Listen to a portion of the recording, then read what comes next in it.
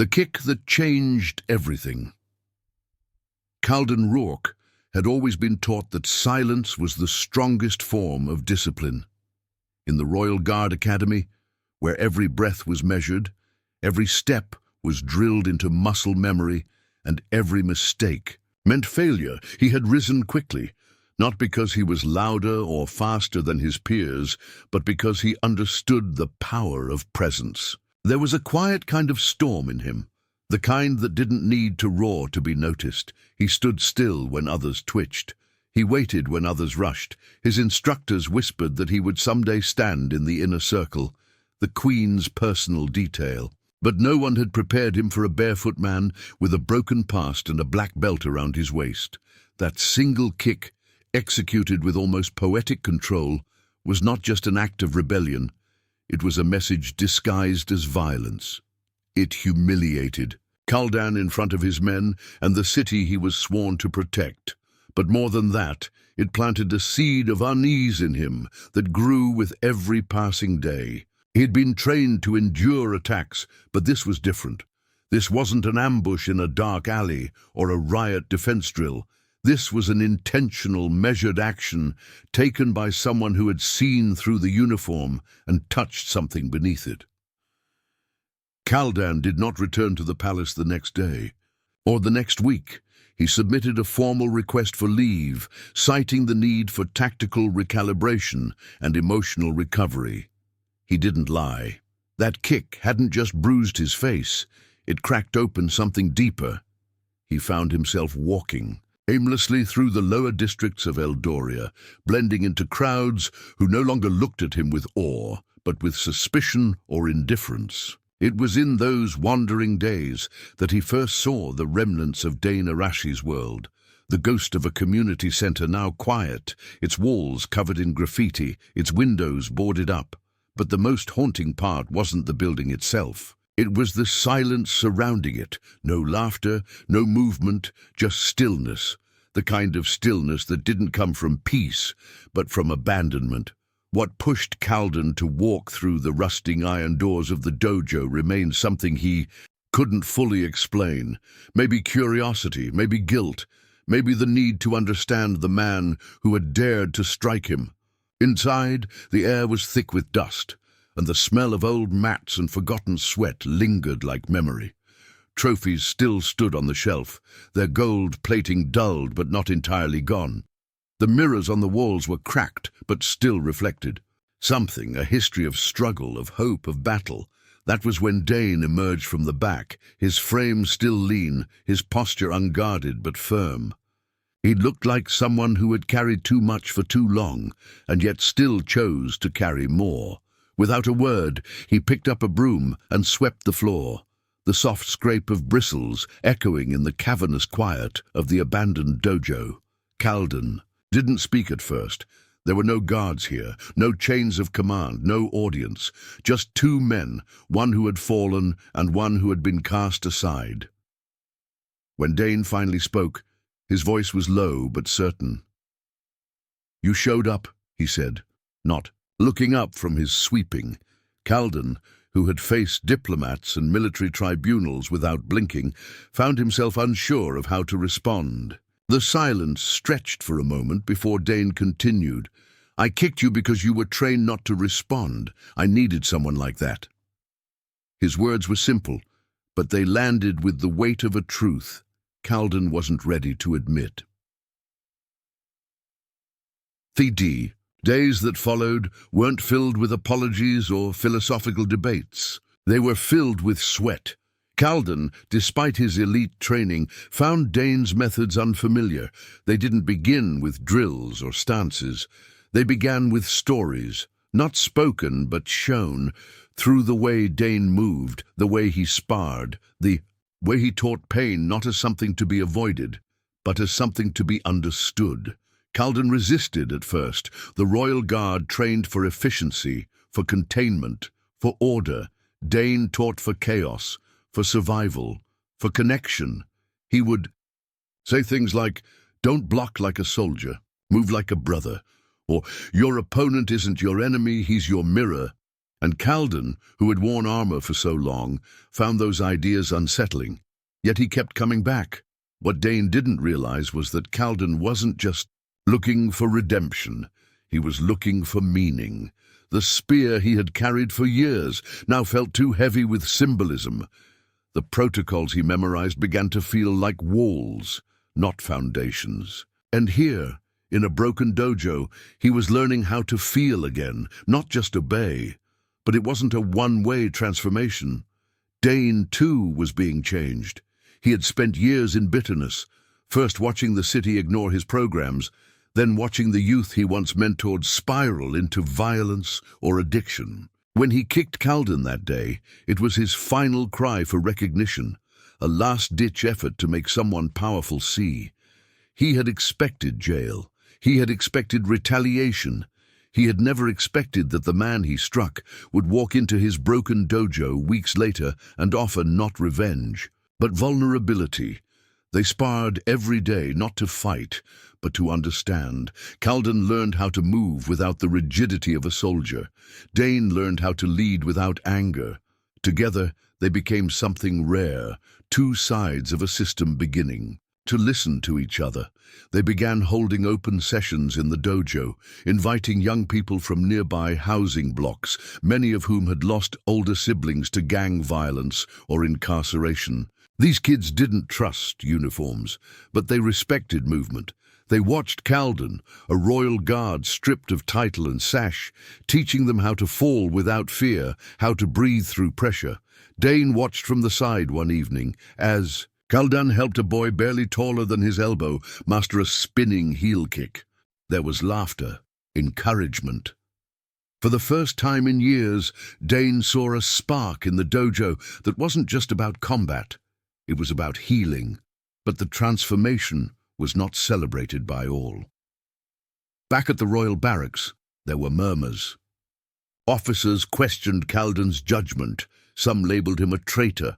Others, silently envious of his freedom, resented the attention he was getting. Even the Queen's advisory board debated the optics of one of her guards working alongside someone who had assaulted palace security. Caldan was summoned to the capital. The meeting was brief. A senior minister, flanked by security, laid down the expectations. You've made a choice. You can remain part of the Royal Guard and let this experiment dissolve quietly, or you can resign. Serve the city in your own way, but not both. It wasn't a threat. It was bureaucracy. Caldan did not hesitate. I resign, he said. The Queen never addressed the issue directly, but weeks later, a sealed envelope arrived at the dojo containing a handwritten note. To serve is not to stand guard. It is to stand present. Continue. Her Majesty, Queen Alora of Eldoria, and with that, Caldan and Dane's work became more than a project. It became a movement. They began partnering with community leaders. Local sponsors stepped in. The dojo, once a decaying relic of forgotten dreams, was repainted, restored, and renamed the Rourke Arashi Center for Youth Resilience. It was no longer about martial arts. It was about mentorship, healing, reconnection. The man who had once kicked a royal guard in the face and the man who had once stood motionless in front of a queen now stood side by side, guiding others to find the strength not just to fight, but to listen, to change, to endure. And in a quiet moment, late one evening, after the last student had gone home and the lights were dimmed, Dane looked over at Caldan and asked, "Still, don't think I shouldn't have kicked you?" Caldan smiled, rubbing the faint scar beneath his eye. "I think it's the best thing that ever happened to me." They didn't laugh. They didn't shake hands. They just stood there, shoulder to shoulder, in the very room where both of their lives had begun again.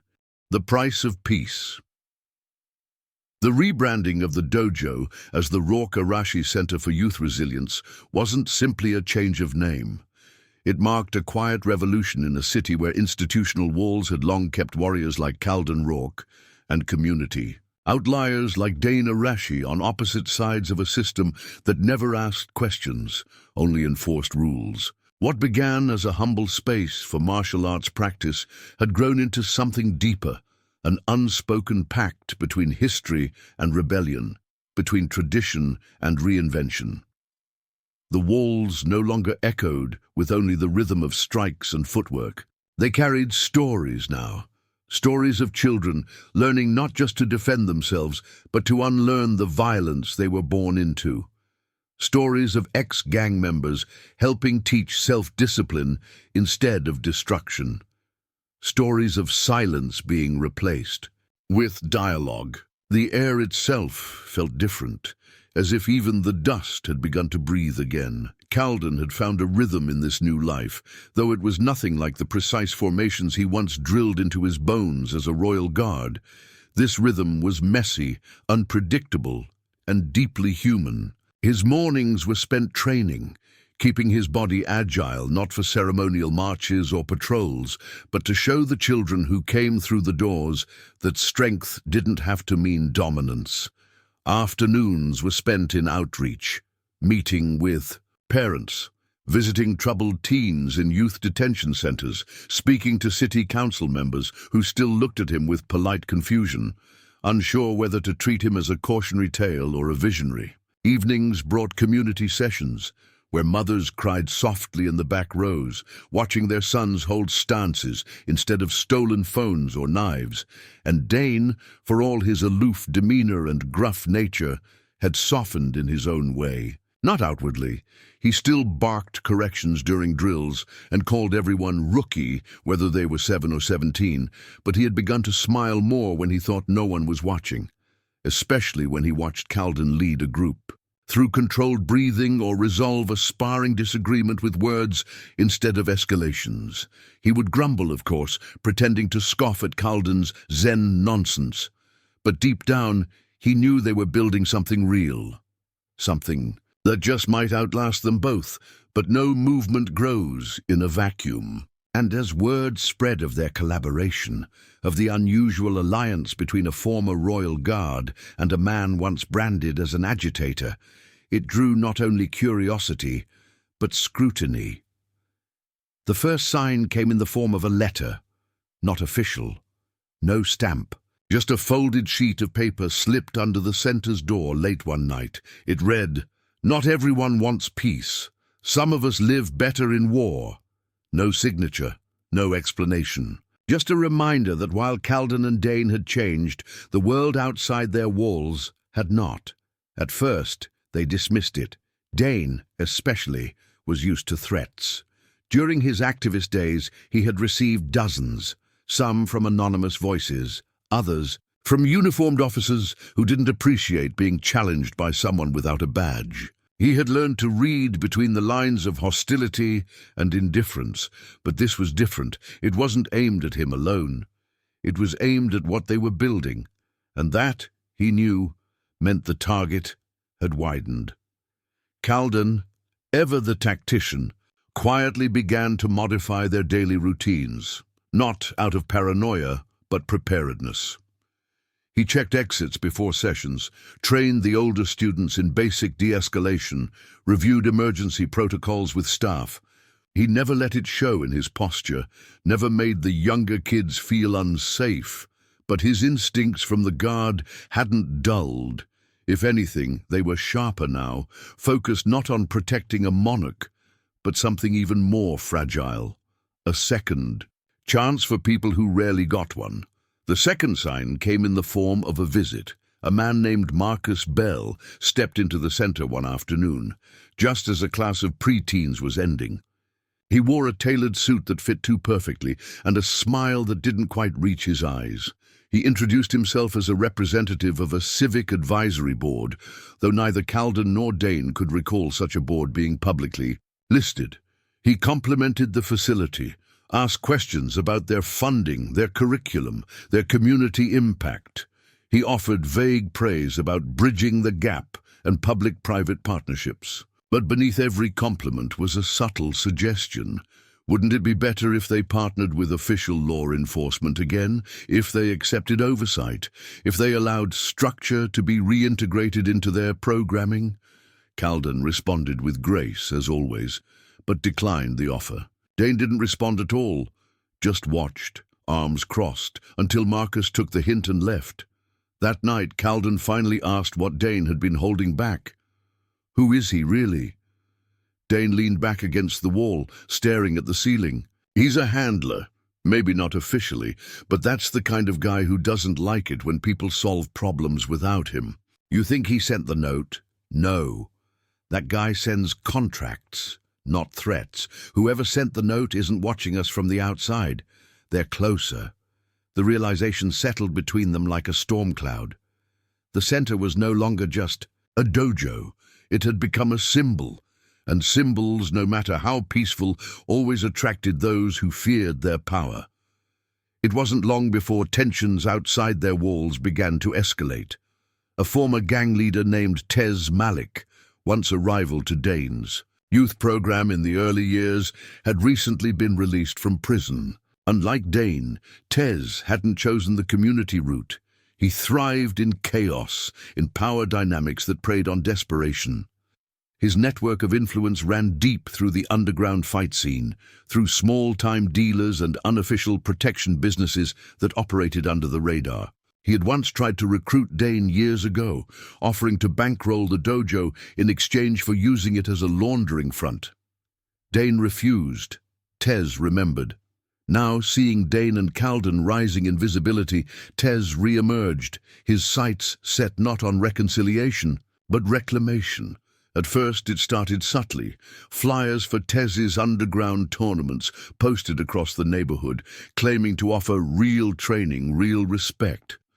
Then came rumors of kids being approached outside the center, lured by promises of faster success, bigger rewards. Caldan knew the game well. The illusion of power was often more seductive than the discipline of growth. Dane didn't want to confront Tez directly. "He's waiting for that," he said. "You give him a fight, you give him relevance." But Caldan, ever the strategist, proposed something different: exposure. They began documenting their center's progress more actively, videos of training sessions, testimonials from parents, interviews with students. They shared stories of how martial arts had helped children avoid violence, develop focus, and rebuild relationships. They didn't name Tez. They didn't need to. The contrast spoke volumes. In the face of darkness, they chose to turn up the light. It worked for a while, until the third sign arrived. One morning, the glass front of the center was shattered. No theft, no message, just broken shards and silence. Dane stood over the wreckage, fists clenched. "He wants to pull us into his world," Caldan nodded. "Then we don't go." They rebuilt the front within a day and added more windows. More light, no bars, no fear. But they knew the real battle was coming, and it wouldn't be fought with fists. The quiet before the break. The shattered glass had been swept up within hours, but the unease it left behind lingered like smoke after a silent fire. Though no one was harmed and nothing had been stolen, the message was clear. This was not just an act of vandalism, it was a test. The kind of test that measured resolve, that waited to see whether a punch thrown in the dark would be returned in kind, or whether silence would answer violence. But Dane Arashi and Caldan Rourke were no strangers to tension. They had both lived on opposite ends of enforcement for most of their lives. Dane in the chaos of forgotten neighborhoods and broken promises, Caldan in the calm rigidity of royal order and discipline. Now, for the first time, they stood together in a world that no longer knew where the lines were or what side anyone was really on. Inside the Rourke Arashi Center, the atmosphere remained focused on healing and strength. But an underlying restlessness had crept in among the students. The older teens began asking more questions about gangs, about threats, about who had broken the windows and why the instructors didn't seem angry. One of them, a wiry 16-year-old named Kari, who had been one of Dane's earliest at risk, Recruits voiced what everyone else was thinking. Ain't y'all gonna do something about it? Like real action? We can't just bow our heads forever. Dane looked at him, not with reprimand, but with a kind of weariness that comes from knowing exactly how many times that question had been asked of him in his younger days. "You ever seen a garden punch a drought?" he asked. And Kari looked confused. "No," Dane continued. "It endures. It roots deeper. It finds water even in the cracks." Kari scoffed, clearly unsatisfied with the poetic answer. "Sounds like losing, Sensei." But Caldan stepped in before Dane could reply, his voice steady and composed. "It's not losing, it's preparing. We've all seen what happens when people fight without thinking.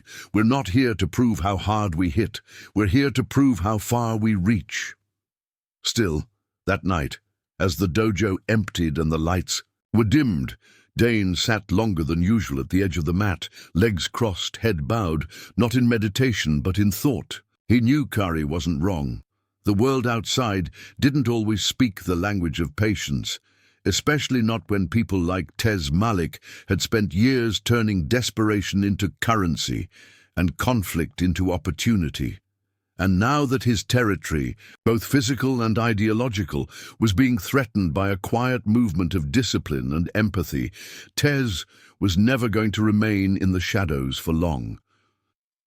The next escalation didn't come in the form of broken windows. It came during an open community event, one of the center's most anticipated evenings, a public sparring exhibition where students showcased their progress to families, local teachers, and even city officials. The energy in the room was bright, filled with nervous anticipation and genuine pride. Parents held up phones to record their children executing crisp forms and sparring with control and grace. A local news crew had even come to do a feature, and Caldan gave a brief, articulate interview about how martial arts helped build emotional intelligence and conflict resolution among youth. And that's when the disruption arrived. Tez Malik didn't storm in. He didn't yell or bring an entourage. He simply walked through the front door with the confidence of a man who believed the rules were made for everyone else. He wore a charcoal grey coat, open at the front to reveal a designer shirt, and dark glasses even though the hall was well lit.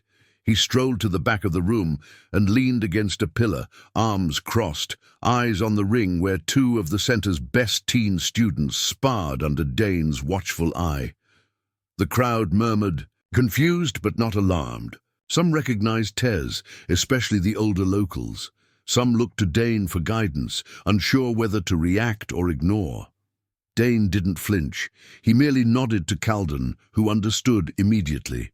He stepped forward, weaving through the rows of folding chairs, and approached Tez with a calm, deliberate gait. "Enjoying the show?" Caldan asked, his tone devoid of sarcasm but not warmth. Tez smirked. "I like watching amateurs chase dreams. Reminds me of being young and stupid." "You're welcome to observe," Caldan replied. "But if you're here to disrupt—" Tez. He cut him off with a lazy chuckle. "Relax, Captain. Or are you not a captain anymore? I just came to see what all the noise was about. You know how it is. Something new pops up on my block, I get curious." "It's not your block," Caldan said quietly. Tez's smile didn't fade, but something in his jaw tightened. "That's what you think. But I've been here longer than you. I bled on these sidewalks before you knew how to lace those boots of yours. And I've seen every hopeful center and clean-cut reformer come and go. You two won't last." Caldan didn't rise to the bait. "We're not here to last. We're here to change." Tez straightened up, fixing his coat. "We'll see. I'll be around." And with that, he left as calmly as he entered, leaving behind a ripple of tension that hung in the air long after the applause resumed. Dane never turned to look at him. He didn't need to. He could feel the pressure rising, the weight of inevitable confrontation. That night, after the guests had gone and the mats had been rolled up, Dane and Caldan sat in the office surrounded by the soft hum of the city outside. It was the first time since they had begun working together that neither of them spoke for several minutes. Finally, Dane broke the silence. "I used to think the biggest fight was against the system. Now I'm not sure. Maybe it's against the story people are told about who they're supposed to be." Caldan nodded slowly. "Tez thinks he's protecting his territory, but really he's protecting his story. That he's the only one who ever offered these kids strength. That fear is the only language that works here. And we're rewriting that script," Dane said, more to himself than to Caldan. "And you know what happens when people feel their story slipping away. They rewrite it with violence. What do we do when that moment comes?" "We don't meet him where he lives," Dane replied. "We pull him into the light, but light can be a dangerous thing. It exposes what the dark allows people to ignore." The final straw came not from Tez directly, but from those he had influence over. One of the center's oldest students, a 19-year-old named Deshawn, who had been on the verge of joining Dane as a junior instructor, suddenly disappeared from the program. Days passed, then a week. When he returned, he didn't say much, just that he had been busy, but his demeanor had shifted. The calm, focused energy he had developed through months of training was gone. In its place was agitation, distraction, a weight behind his eyes that Dane recognized all too well. Late one evening, Dane found him pacing behind the center, punching the air without gloves, his knuckles raw. "Where were you?" Dane asked. Gently, Deshawn looked away. "Nowhere, just trying to survive, Sensei." "You don't look like you're surviving, you look like you're being used." Deshawn's fists clenched and his voice broke. "They said I had to choose. Said you and Rourke don't speak for people like us. Said you forgot where you came." From Dane's voice was low, steady. "I remember exactly where I came from. That's why I don't want you to stay there." "I didn't ask you to save me," Deshawn snapped, tears glistening in his eyes. "No," Dane replied. "But you stayed long enough to believe you could save yourself." And with that, Deshawn finally broke down, collapsing to the ground, not from defeat, but from exhaustion. Caldan, watching from the shadows, stepped forward only when Dane gave the slightest nod. They sat with him for hours. No shouting, no promises, just presence. Because sometimes, presence is the most radical form of resistance. The weight of fire and silence. The days that followed Deshawn's breakdown blurred into a tense, measured calm. Neither Dane nor Caldan said much about it to the rest of the students. Word spread quickly anyway.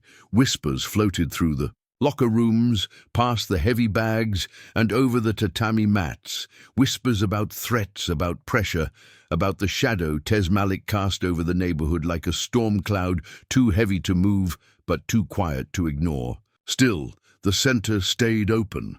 Classes continued. The community events kept their rhythm. But beneath it all, something had changed.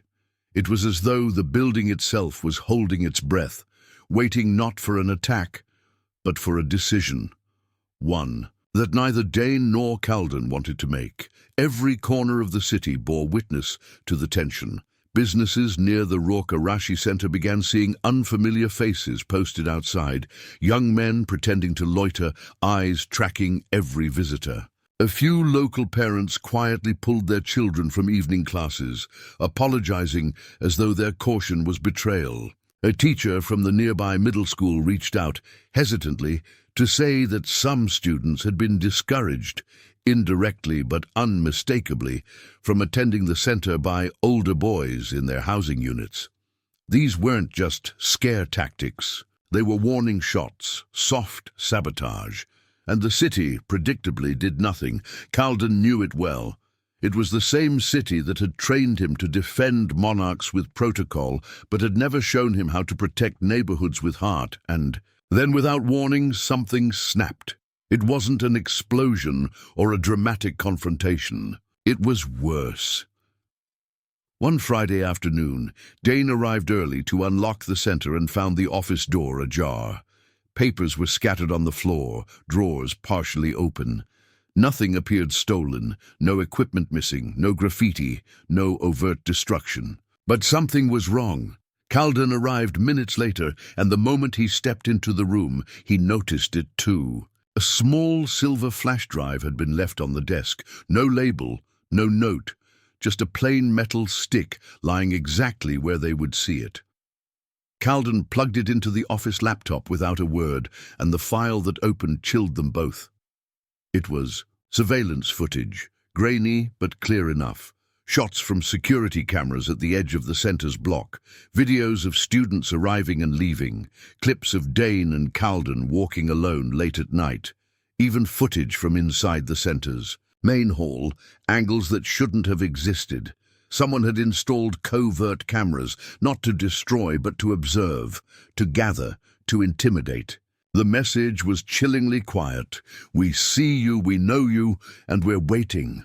For Caldan, the discovery hit a nerve he hadn't touched since his Royal Guard days. The violation wasn't just physical, it was symbolic.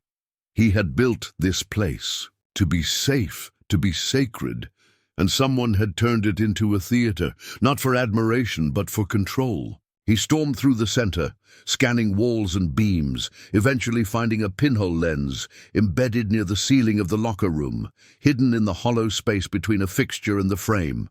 He ripped it out with a kind of rage that surprised even himself. Dane, by contrast, didn't move with fury. He moved with sorrow. Sitting silently in the office after Caldan returned, he watched the looping footage one more time and then slowly closed the laptop. "This wasn't just for us," he murmured. "This was for the students, to scare them, to remind them that no matter how clean the room is, someone can always muddy the water." Caldan leaned on the desk, his knuckles white.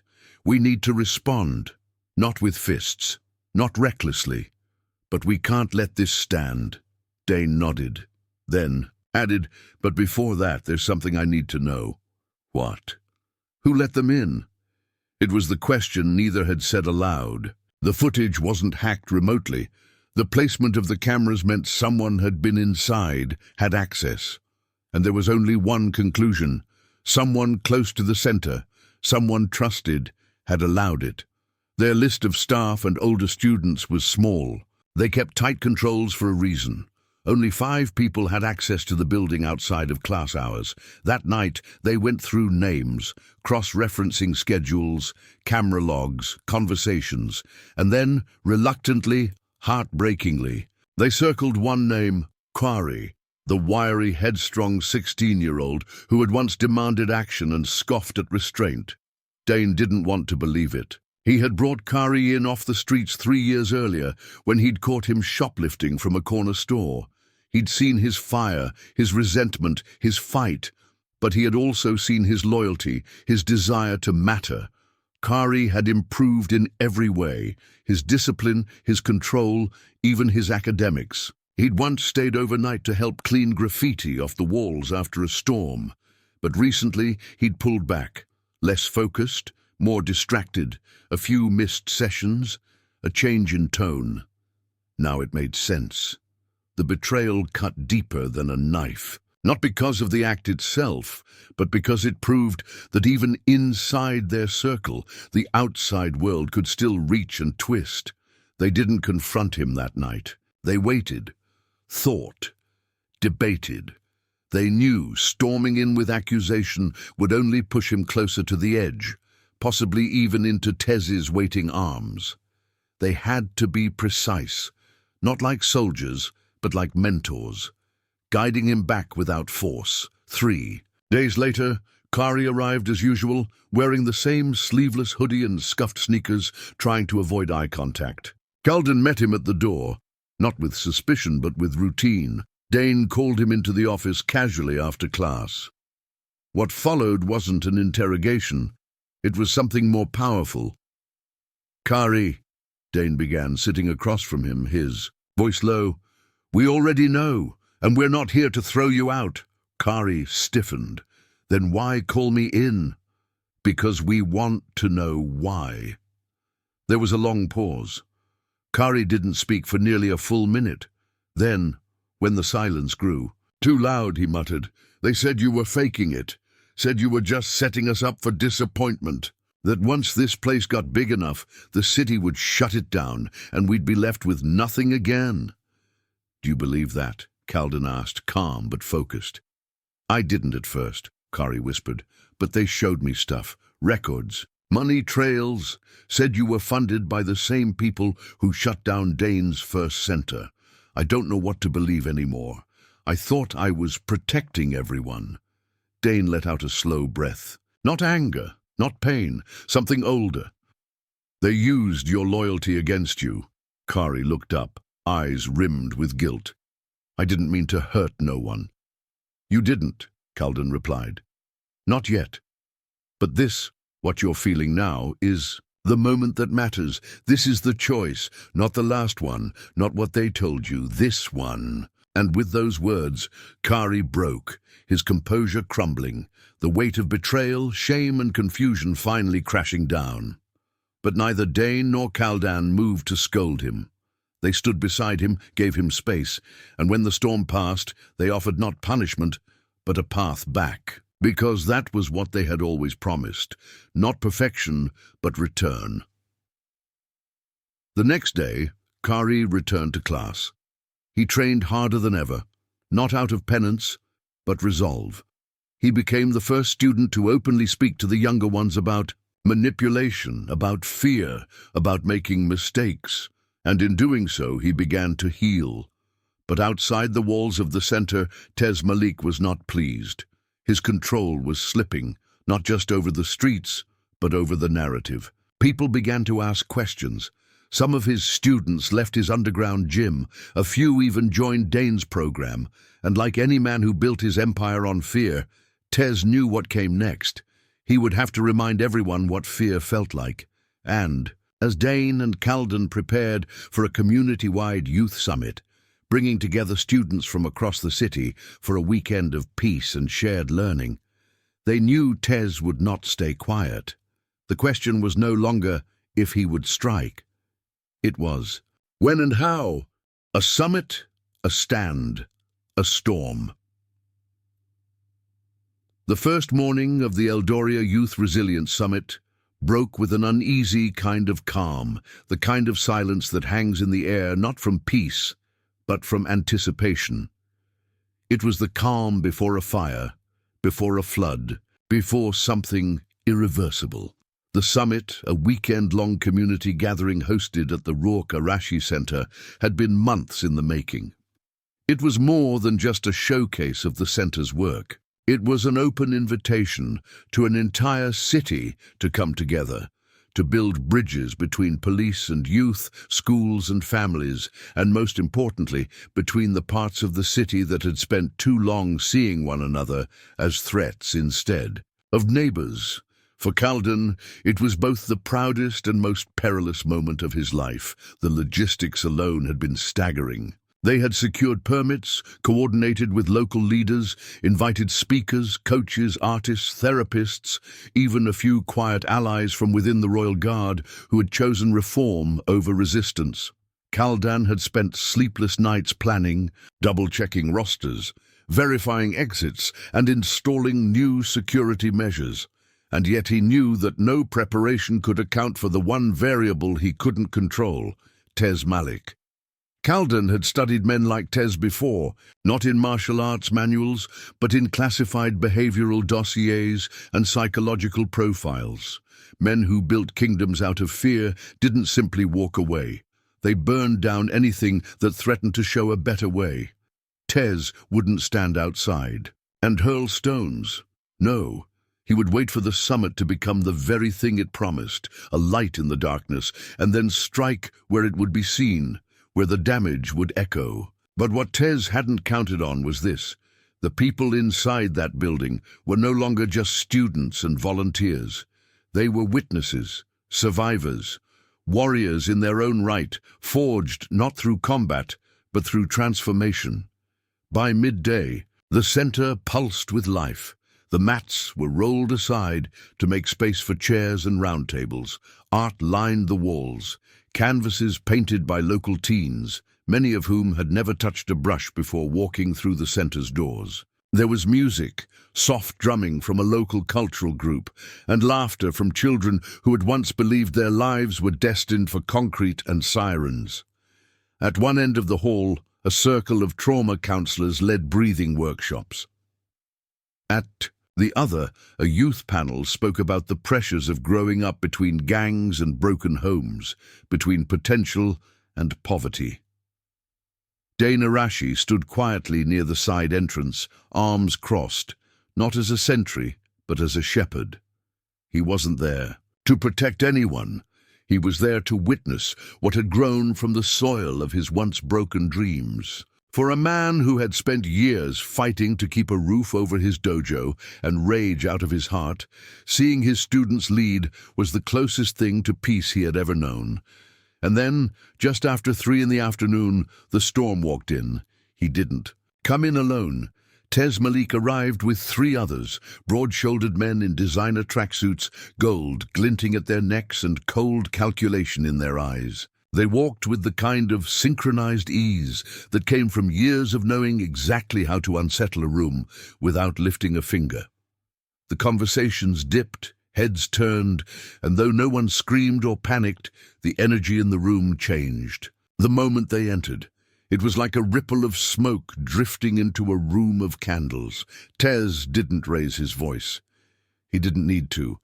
He walked to the front, straight into the open space where Kari had just finished introducing a speaker, and took the microphone with a casual arrogance that seemed almost rehearsed. "Appreciate the hospitality," he began, flashing a grin. "Really? This is something, ain't it? All these kids, all these ideas, clean walls, smiles, hope. Looks good, sounds good." The audience was silent, frozen. The volunteers near the back moved quietly toward doors.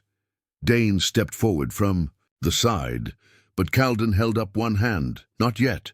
But," Tez continued, pacing slowly now, "you and I both know this doesn't last. It never does, because out there," he gestured to the walls, to the streets beyond, "it's not clean, it's not hopeful, it's real, and real don't care about breathing exercises and poetry."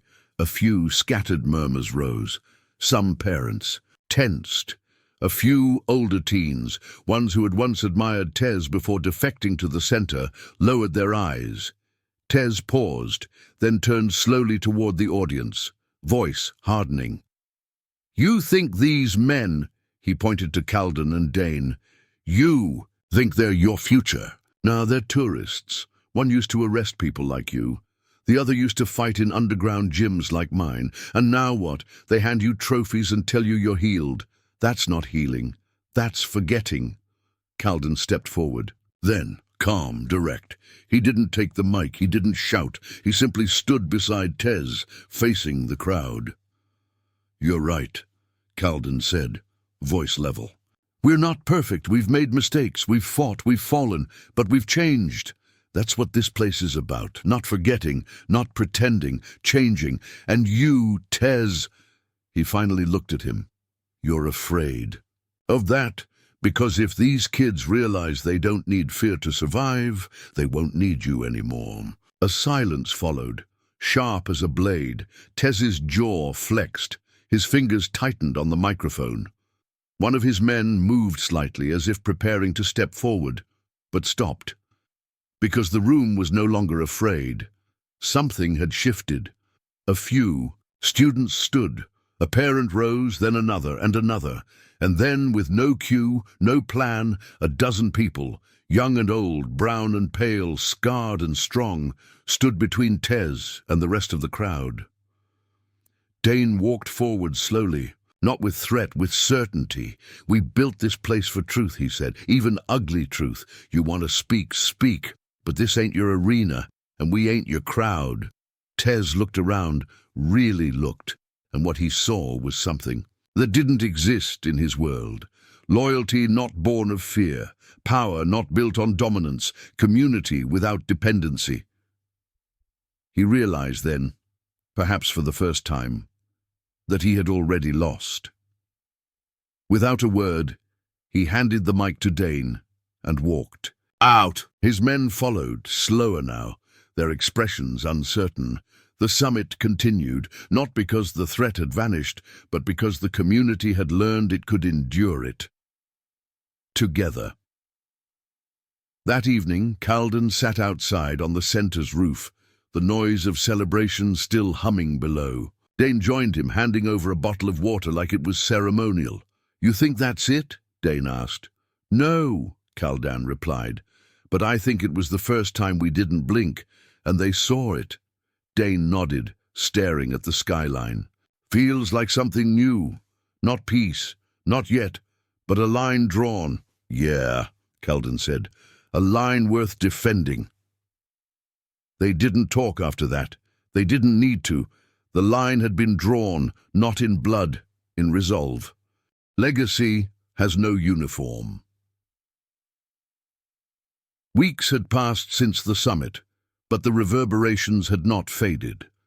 If anything, they had deepened, settling into the concrete and conversation of Eldoria like roots finding a crack in stone. The Rourke Arashi Center, once seen as an ambitious experiment by two men with little in common beyond scars, had become something more enduring. It was no longer just a place of learning or even resilience. It had become a mirror. And that, in many ways, was the most dangerous and powerful thing it could have been.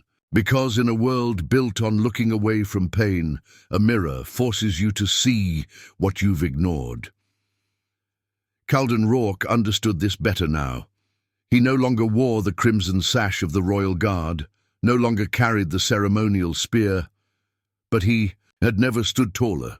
His posture, once rigid from years of militarized perfection, had softened, but in that softness was something more formidable than discipline, choice. He had chosen to stay, not out of guilt, not out of rebellion, but out of responsibility. He saw the city for what it was, not broken, but divided, and not by walls or laws, but by belief. Belief that some people weren't worth investing in. Belief that violence was inevitable. Belief that once you fall, you don't rise. Every day at the center, he worked to dismantle those lies, not with orders, but with example. Dane Arashi, on the other hand, had grown quieter, not withdrawn, not bitter, but focused. He had always been more instinct than strategy, more heat than calculation. But now, his leadership had shifted into something deeper. He spent more time mentoring the senior students, teaching them how to teach, not just techniques, but integrity. He knew the future of the center no longer rested in his fists. It rested in the voices he shaped to carry on what he had built. It rested in the hands of students like Kari and Deshawn, boys who had once looked at the world through the lens of rage, but now spoke of vision, of plans, of projects. Dane no longer burned to be heard. He burned to be remembered correctly. And yet legacy doesn't wait politely for permission to arrive. It demands its moment. And for the Rourke Arashi Center, that moment came one humid morning in late summer when an unexpected visitor returned, not through the front door, but through the lens of public attention. A leaked article from a local digital outlet began to circulate on social media.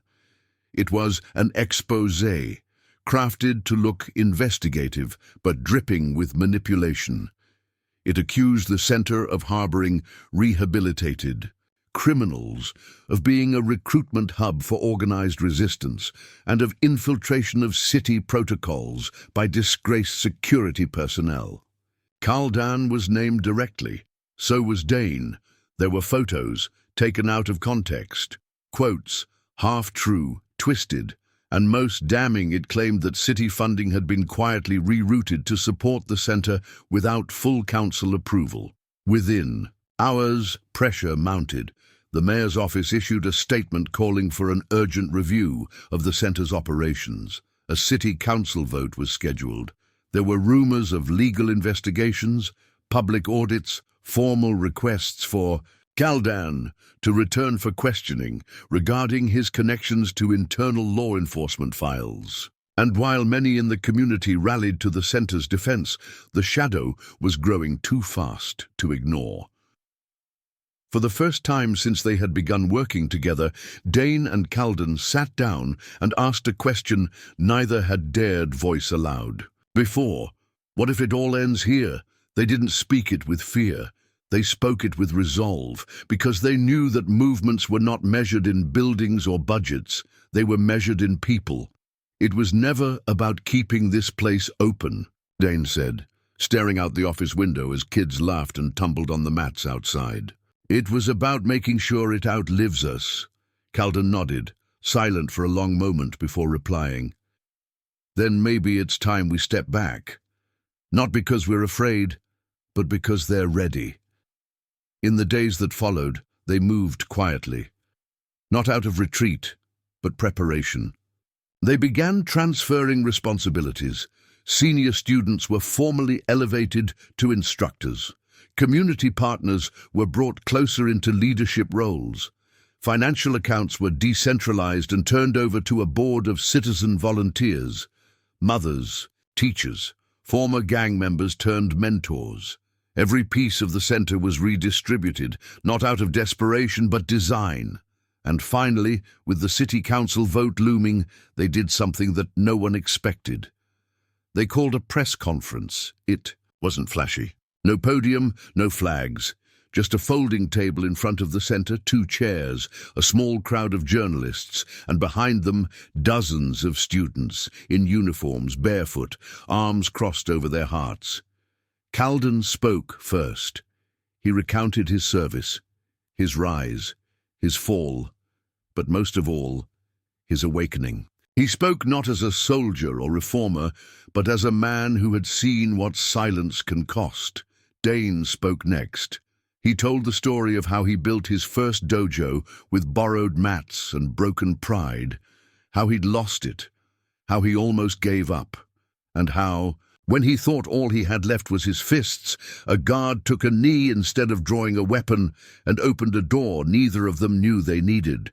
Then came Quarry, then Deshawn, then a mother whose 2 sons had once been on rival crews, but now trained side by side, and by the time the final speaker, a teacher from the local school, stepped forward and said, "This center didn't create criminals. It stopped them from becoming one." The crowd wasn't just listening, they were standing. 2 days later, the city council vote passed barely in favor of continuing the center's operation under a new name and new leadership, the Eldoria, Unity Center for Transformative Justice. Caldan and Dane were no longer in charge, and that was exactly how they wanted it. Their work wasn't erased. It was crystallized. They stayed on in advisory roles, quietly behind the scenes, guiding when asked, stepping in when needed, but never leading from the front again. The center grew, not fast, not without setbacks, but it grew. One evening, long after the last class had ended, Dane and Caldan stood outside the center, watching the streetlights flicker on, the sound of distant music and footsteps echoing down the block. Dane lit a cigarette, then immediately put it out. "Old habit," he muttered. "You ever miss it?" Caldan asked. "The fight?" "No, the wait." Dane looked up at the stars. "Every day," he said. "But now, it's not ours to carry alone." Caldan nodded. "Legacy isn't about being remembered. It's about leaving something behind. That doesn't need you." They stood there for a while, saying nothing else. 2 men once on opposite ends of justice. 2 men who had both fallen. 2 men who had both risen. Not to reclaim what they had lost, but to give others something they never had. And in the quiet of that final night it was clear the center had never been a building. It had always been a beginning.